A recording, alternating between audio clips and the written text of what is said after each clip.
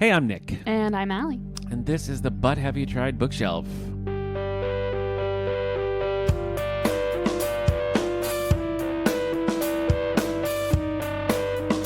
It feels like a long time since we've done a bookshelf, but I think that's just because it's the new year. Well, the last one we did was like a year in review, so it was kind of a different vibe. That's than true. Traditional bookshelf. A normal bookshelf.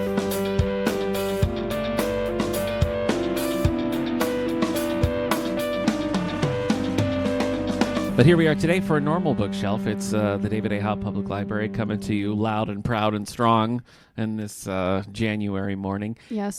Snowy and rainy. icy. A lot of this rain-ice hybrid is not... but it's warmer than it was to my last liking. week. That's it's true. like I can go outside without immediately feeling a ton of physical pain in my face. What are we doing right now? We're like Nic And Ally, the morning zoo crew on FM radio. Don't touch that dial. But it's true. Everything we said about the weather is in fact true, so I can't deny that. How have you been? What have you been up to? What are you doing? Sewing, reading, all the usual, all the indoor activities. You tell me if this is normal. My left hand is like a withered little claw from knitting. That could be normal. Like this is like a position my hand is not normally in. So like I'm just sitting there watching TV and I'm like, oh my gosh. You gotta like do some like palm massages, kind of like this. It's like do up some my stretches. It's like my pinky. I don't even know why. You can like do this kind of thing before and after you start. I don't know if this is cheating or not, but like having my wife nearby when I'm doing this, every time I'm like, what's happened? Why is this? This doesn't look right. I think that's totally valid. It's okay. That's a really normal part of the knitting learning process. Yeah. All right. Well, because I learned how to knit when I was really small. My mom taught me, and it was like, I don't know, I was like 5 or something like that. Okay.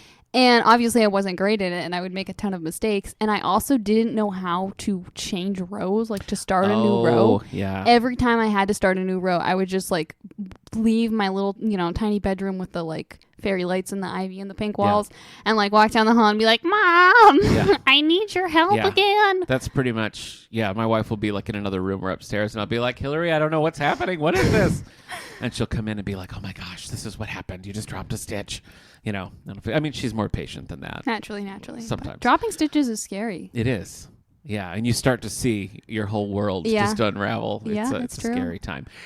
If you're just tuning in to But Have You Tried for the first time, what a weird choice you're making coming in right now. But we're talking so much about knitting because my current assignment from Ally is to knit as much of a scarf as I can.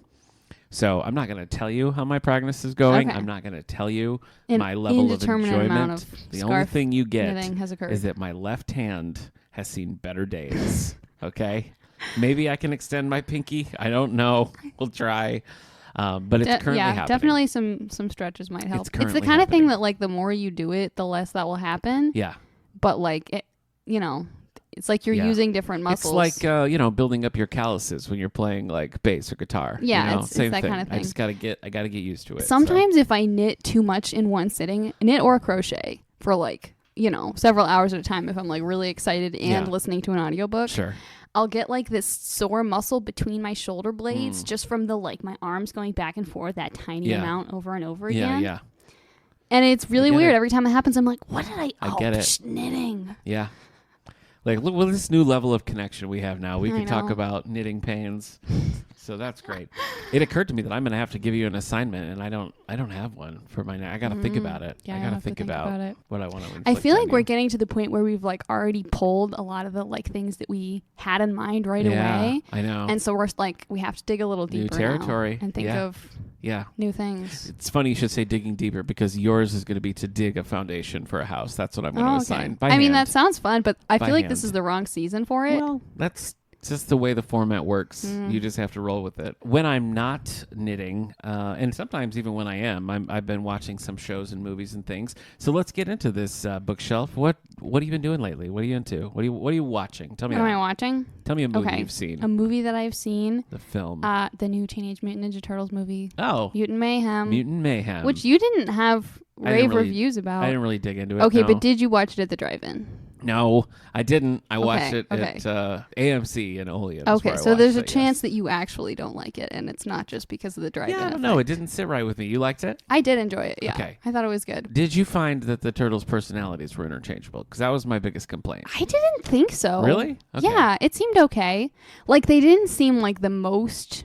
like heightened versions of themselves. Yeah. But sometimes I feel like if they're a little too heightened, I can find that annoying. Like Raph in particular, sometimes they just play him like so angry. Such a bad attitude. I know. And it's like the whole entire movie you just want to strangle him and anyway, but he didn't bug me too much in this movie, which I was pleased by. So I mean, it's a great cast. I love that they're actually teenagers.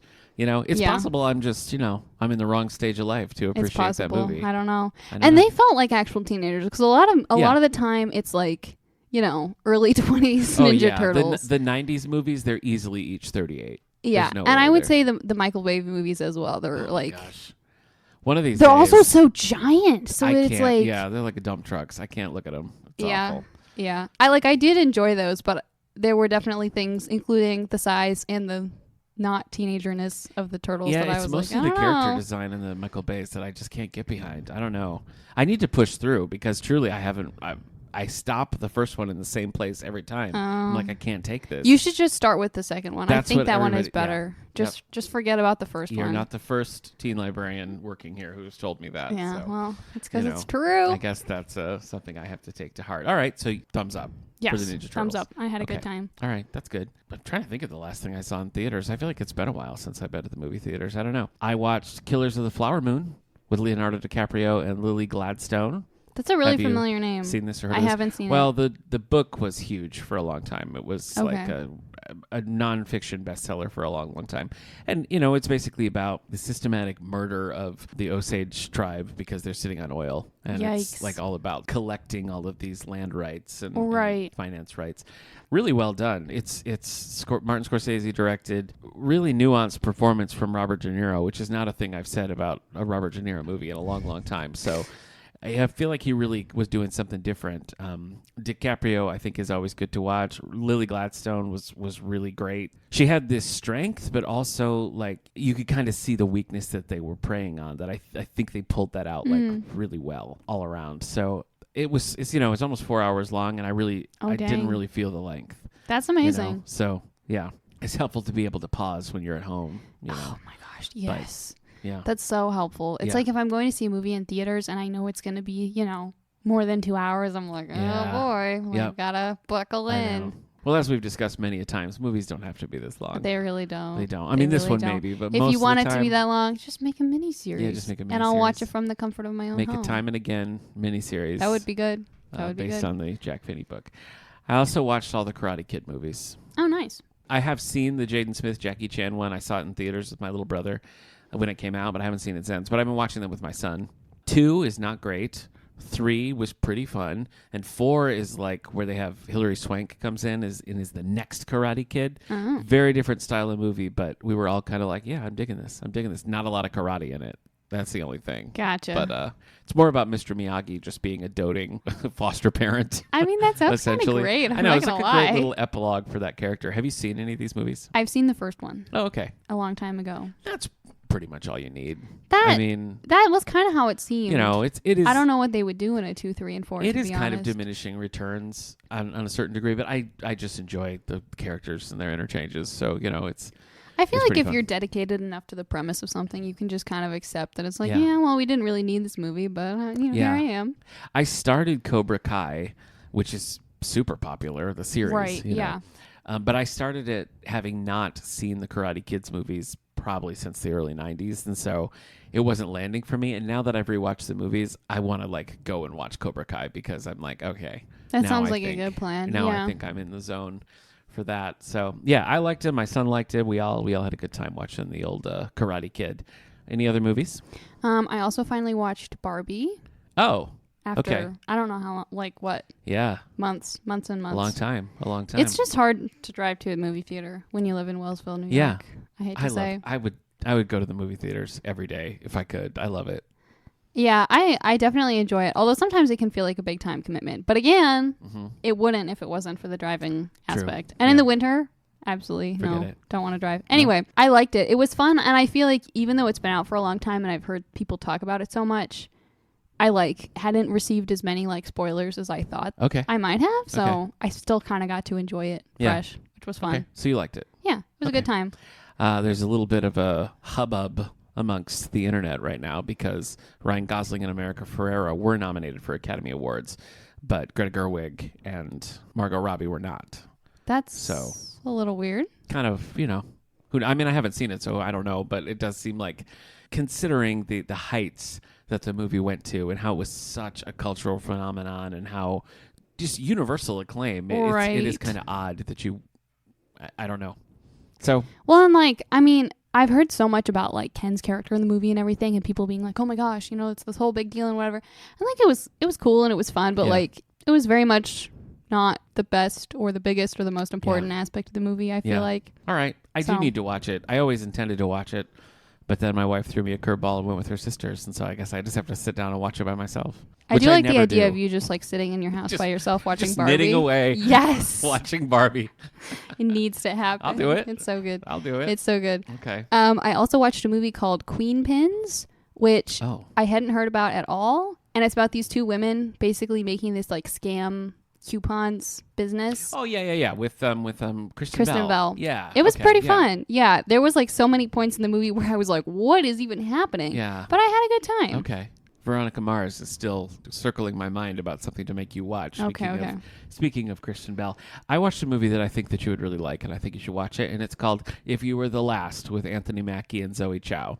I like Anthony Mackie. It's on Peacock. Do you have Peacock? I don't know. I'll ask my husband. Streaming channel Peacock. He's the one who manages our streaming services. So it's about these two astronauts who are in space and their navigation is down, and so they have no way of knowing where they are or how to get home, so they're just kind of settled into, well, I guess this is it.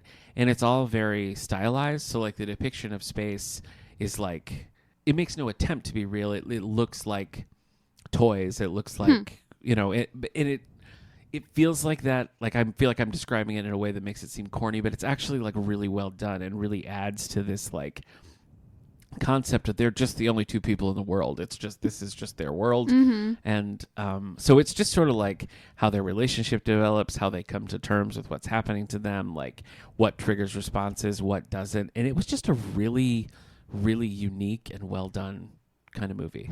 That sounds fascinating.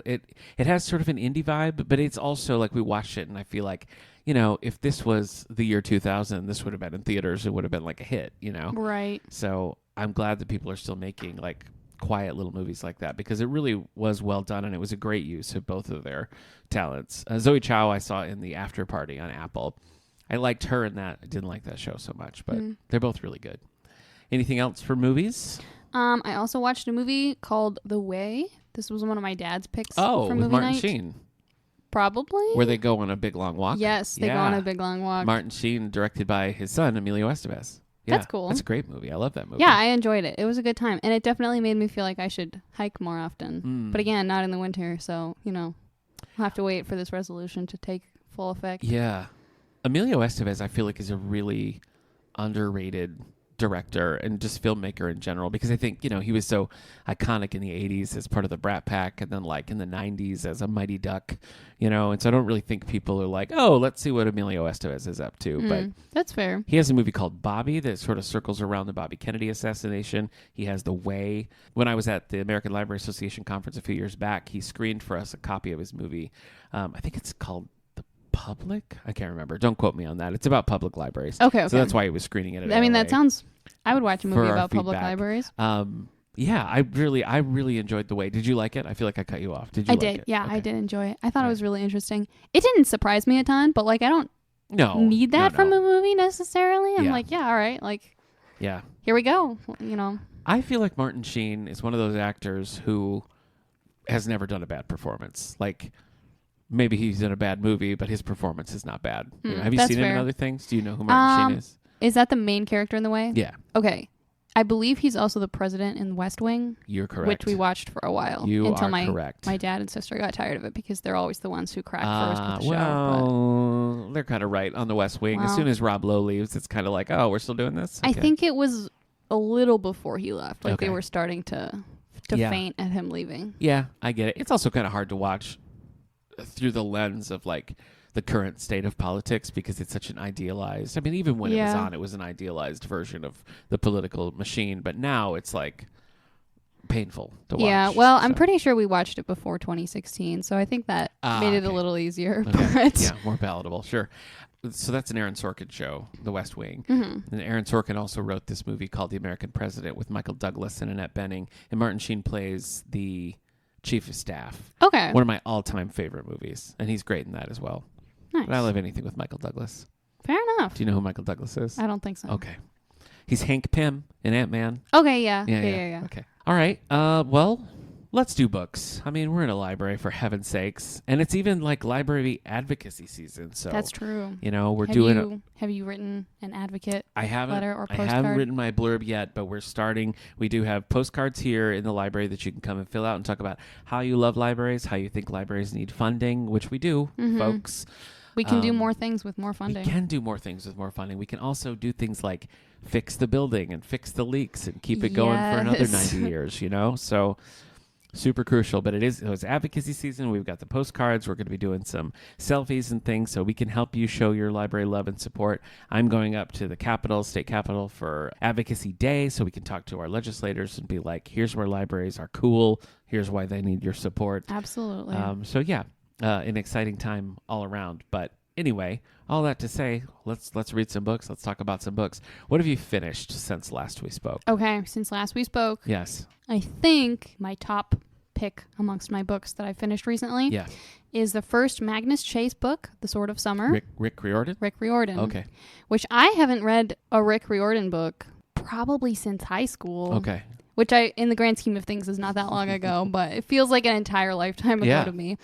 And Caleb and I have been reading some books out loud in the morning while I drink my tea, you know, and soak in my light therapy lamp because it's dark outside. Sure. And he was like, we should read Magnus Chase. Is that a thing you do? You have a... Yeah. It's like this little box and it like shines and your brain thinks that it's outdoor sunshine. Interesting. Because I am basically a plant. Okay. Okay. Yeah, the more my life goes on, the more I'm like, are we sure that I'm human or just a plant? Really that'd make a great graphic novel. Great disguised plant if you slowly turn into a plant over time. Yeah. And like live your best life as a plant in the end. Or I mean, maybe I'm a plant gradually turning into a person. Yeah. I have some friends who like their seasonal defectiveness or what is it called? It's seasonal affective. I think it's affective disorder. Seasonal but we all know it's just sad. Yeah, right. Sad. Anyway, I have some friends who it's like when winter comes, it's like we got to check in on them because it's a dark time. It's never really bothered me.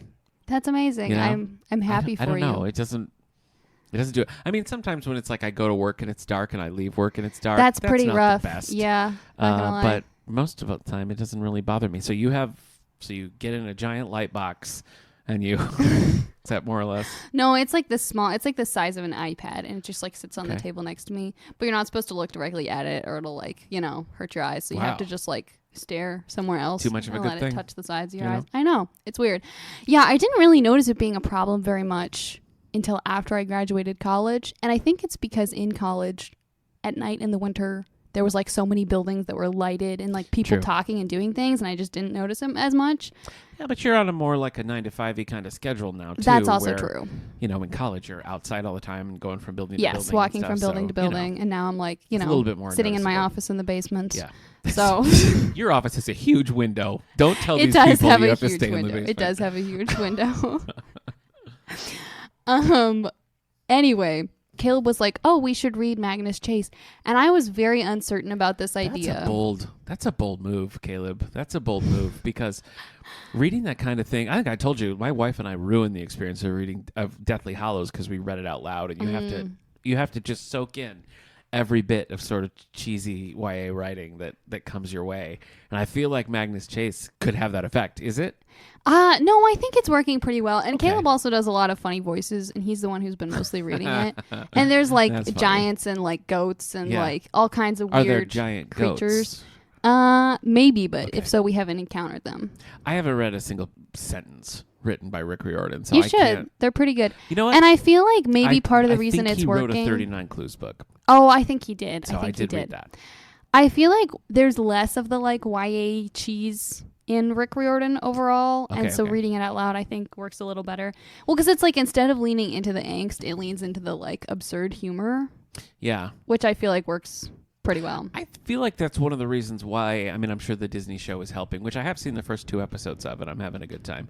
But I feel like for many reasons that people are pivoting away from Harry Potter and kind of towards this, I feel like the leaning away from angst is maybe part of the reason why it works a little bit more. Because, like, I don't know. Go try to read Order of the Phoenix right now. Oh, my gosh. No. Godspeed. It's rough. Well, it's like, I feel like anytime I want to reread Harry Potter, it's like the first 3 books, maybe parts of 4. Because it's like the other ones, it's like there's so many parts that I enjoy, but like the first 3 are like pretty minimal on angst. Yeah, true. And pretty minimal on death. Yep. And I don't need more angst and death in my life. I agree. But anyway, so far Magnus Chase is going well, and I'm a fan. And yeah, after I read the first couple of the Heroes of Olympus books, which is the series that comes after Percy Jackson, but I didn't finish it because I felt like there were just too many characters, and it was just kind of losing its grip, and I was like, eh. But I feel like Magnus Chase reminds me a little more of some of the stuff that I really liked about those original Percy Jackson books. So yeah, I don't know. I saw the movie when it came out. I thought about reading the books, but something about like, oh look, it's Poseidon. I just really have trouble getting over that hump, you know. Well, I feel like some of it. I don't know if this will make it better or worse, but like I'll decide. There's a sense in which like the whole Greek pantheon and everything. Yeah. They're not viewed as like, wow, these are incredible, awe-inspiring beings. It's more like, oh my gosh, these stupid, powerful dudes who do stupid, powerful things. Yeah. Which I feel like maybe it makes it feel a little less corny. Do you think I should read it? I think you should. Really? I think you should, yeah. Huh. I think you'd like it. Okay. I'm trying to, like, we were watching it with my son, and he hasn't read them yet, and I wondered if, like, it would spark his interest to read them, and so far it hasn't. So who knows? Maybe it'll happen. Okay. Okay, what do you got books-wise? Oh, books-wise. Well, I finished Iron Flame by Rebecca Yarros. Have you read these books? I have not. I have steered clear, I'm afraid. I think that's probably wise. I don't know. The first book is just one of those books that it's very readable. The characters are really interesting. You know, I think the writing's a little chunky in places. Like, I think it certainly could have used a polish and, you know, maybe the excision of 200 pages or something. You know what I mean? Probably would have helped. So, I think the writing's a little chunky, but it was enough to keep me going. Number 2, I don't know that I've ever had a book that I went in and out of so much. Like, I would have a section, and I'm like, okay, yes, all right. What's going on? And then it would pivot. I'd be like, oh my gosh, how many? And by the end, I truly felt like shackled to this book. I'm like, it is my prison, and I must escape. So I don't know. It ended, and I was like, well, I am interested in this storyline, but enough to wade through the writing of book 3, I don't know. Oh, there's a book 3? Yeah. Oh my gosh. I mean, there has to be. Fair enough. I would have a hard time recommending the books. That's fair. I think you'd be fine reading book 1. I think it's, it's not a true, like, the end, everything's resolved. But I feel like, in a way, it's enough of an ending that you could be like, okay, now I know what these books are about. Fair enough. I'm sort of curious about it because it's, like, blown up so much. Yeah. But I also kind of know that it's not the sort of book I like. Yeah. And so I'm like, maybe I should just skip this one. They do not, especially book 2, do not hold back on the spicy scenes. Yikes. So you've been warned. I also it's not that I don't enjoy romance books, and it's not that I don't enjoy fantasy books, although sometimes I don't enjoy both of those categories. They have to be good. They have to be right. Yeah. But I just don't like them together. I want them to be separate. I don't like my food to touch on my plate, It's got to be one or the other. Okay. I also finished one called The Lost Year by Catherine Marsh. This is like a junior level fiction, and it's about a boy in 2020, so great to revisit that year. They move his great grandma in with them, and he's sort of like, everybody's stuck home, and he's trying to help her like sort through her belongings and stuff. And he sort of uncovers some family history, which leads to some family secrets, because we learned that she fled Ukraine in the 30s to get away from the famine and stuff. And so more starts to come, and you start seeing like his perspective, and then you start getting flashbacks to the 30s with this family and these 3 cousins and everything. Pretty well done. I feel like it kind of gets away from it a little bit. Like when it was focusing on the kid sort of like discovering this history and like applying that to his life and like interacting with his great grandma and like forging this connection, that was way interesting to me. And I felt like the flashbacks overtook the rest of the narrative to a point where it was like it kind of lost its focus. Yeah. So flashbacks in a book, I feel like, can either be really fun or just really like, oh, here it is again. Really fine line. Yeah. You know, because it's like anything. It's like if you don't do it enough, it's weird. Right. And as soon as you've done it too much, they're all ruined. And they have to be just as interesting and purposeful. Yeah. Otherwise, it's like, all right, I'll just page forward until I get back to the main story. Yeah. And by the end of it, it was like Matthew, who was discovering this, going through his great-grandma's stuff. Those sections became like, wow, I can't believe that happened to you. Oh my gosh. Then like back to the flashback. So again, not sure that I could recommend it. Ick. Not sure that I could recommend it. Do we talk about what you're currently reading? I don't know Magnus if we did talk Chase, about what I'm currently reading. What are you currently reading? What do you got?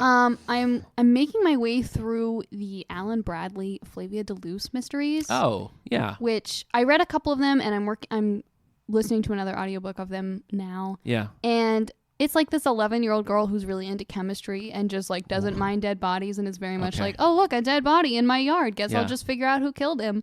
And it's just a fun time. Okay. I've always been curious about those books. I remember like as they were coming out, I was like, I should read one of these, and then I didn't. I think you'd like them. They're pretty fun. All right. Last year, like early last year, I randomly read like one that's totally in the middle of the series, kind of by accident. Yeah.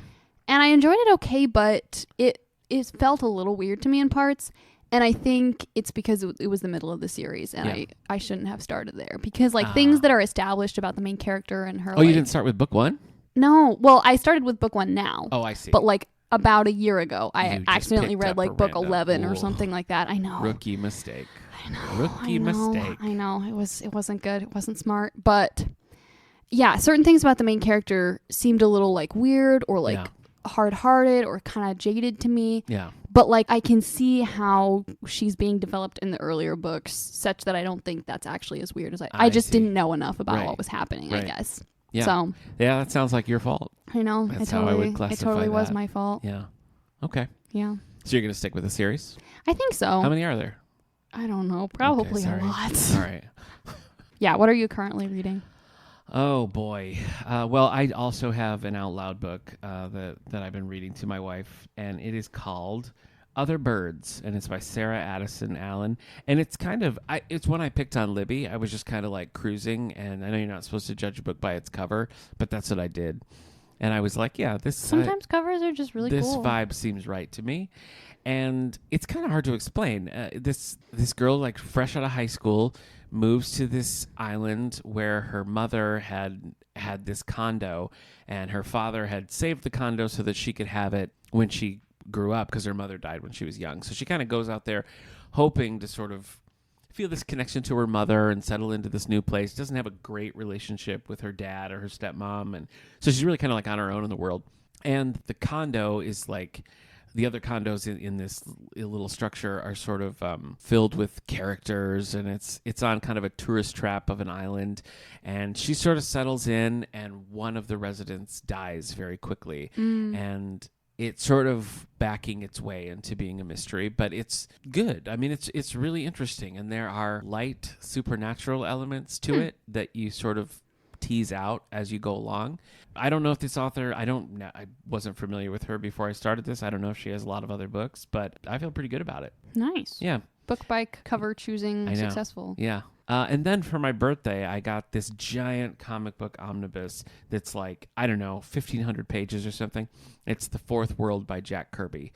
Jack Kirby he was a legendary comic book creator. He co-created most of the Marvel Universe with Stan Lee, the Fantastic Four, the X-Men, like, you name it. And in the 70s, he jumped ship from Marvel and went to DC, and they were kind of like, do whatever you want, man. And he was known for trippy stuff, and so he wrote these books, The New Gods, The Forever People, Mr. Miracle, and they made him be the writer on the Jimmy Olsen series.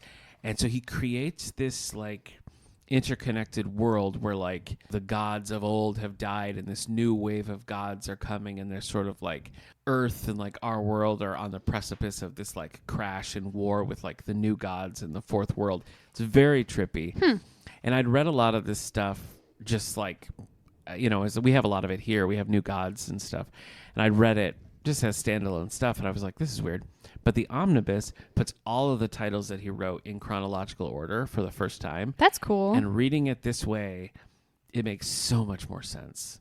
And it looks great. I mean, he's known primarily for his art. I would say more than writing, like his art is what's so legendary.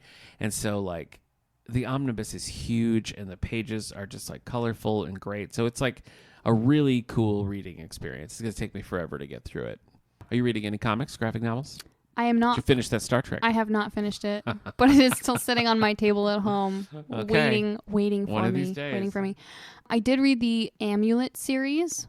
Oh, right. Yeah, I can't remember if I mentioned this or not. You mentioned you were starting it. Yeah. Okay, I finished it. I liked most of it. The last book or two, I feel like really kind of lost it. It was the stakes changed. All of a sudden, this was a galactic problem. Yeah. The main character loses control of her powers. Just kidding. She's fine. Everything's fine. I know. It was, and I was like, what is happening here? There's supposed to be one more, which I don't know when that's coming out, but I think it's been brewing for a while, I guess. Okay. So I'm curious to see how it resolves. I had a good time, but yeah, the last book or so, I was kind of like, I don't know about this. All right. Yeah, that happens. That's disappointing. I know. It is disappointing. Anything else going on in your world? How are the crayfish? The crayfish are good. About them. Okay. Michael molted recently. Oh, okay. Which was kind of a surprise. Wow. We weren't expecting that, and all of a sudden, I came home one day, and there was like a molt in the tank, which it looks kind of like a dead crayfish, so it's always a little scary. And then I was like, oh my gosh. Yeah. And then I look over, and she's like there, just like chilling. And Caleb was like, yeah, she molted. And I was like, oh my gosh. So wow, she's huge now. Okay. She's so big. All right. How's your Duolingo streak? Pretty good. I'm on I'm almost to 365. Nice. Yes. Okay.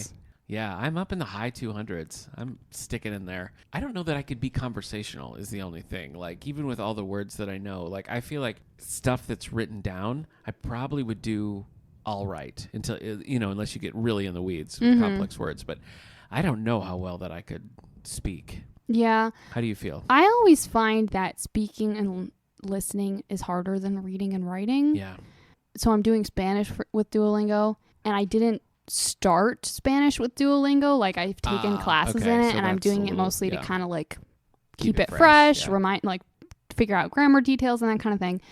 So like, I don't know that Duolingo is necessarily making me like more conversational than I was, but it's keeping it sharp. It sharp, and I feel like I don't know. I feel like I'm at the stage where it's like, if I want to be more conversational, I have to just like find someone else who speaks Spanish and talk to them. Yeah. Okay. Which I don't do. Right. Which I should do. Yeah. So. For a while, I was watching like cartoons and stuff like on Disney Plus because you could put them in any language, and I would put the cartoons in Portuguese just so I could like hear it and see it, and that was actually really helping. So I need to get back into it. Yeah. But I'm still enjoying it. I just need an immersive experience. I know it's so hard to get, but it's like also like. My mom and my sister both speak Spanish pretty well, and I could totally practice with them. Yeah. And I just don't think about it. Okay. Yeah, I know. It's a bad decision, but it's a decision. I've been listening to a lot of Bob Marley lately because Malik and I are doing a Bob Marley special as part of some Black History Month programming. So I don't know a lot about Bob Marley other than like the hits that I feel like most people could hum along to. So it's been interesting to learn a little bit more about his history and to get into some deeper cuts of music because Malik's a big fan. So it's been interesting. Are you listening to anything good? I think just the usuals, Belle and Sebastian, jazz. Okay. All that stuff. Sea shanties. Okay, good. Yeah. Just making sure you're keeping up with the sea shanties. Yeah. Okay. Well, I guess that's it for this episode. We'll be back in 2 weeks when we can talk a little bit about knitting. Yes. You can find out how my experiences have been, what I've learned as a novice knitter, if I will ever pick up needles again. I'm definitely curious to find out what my hopes, dreams, ambitions are for my career as a knitter. Absolutely. So that's 2 weeks, and then I got to figure out an assignment for you. That's true. I don't know. It might be big. All right. Or it might just be a TV show or something. We'll see. Who knows? Who knows? Anything is possible. That's right. Okay. Well, 2 weeks. See you then. Have a good one. Bye.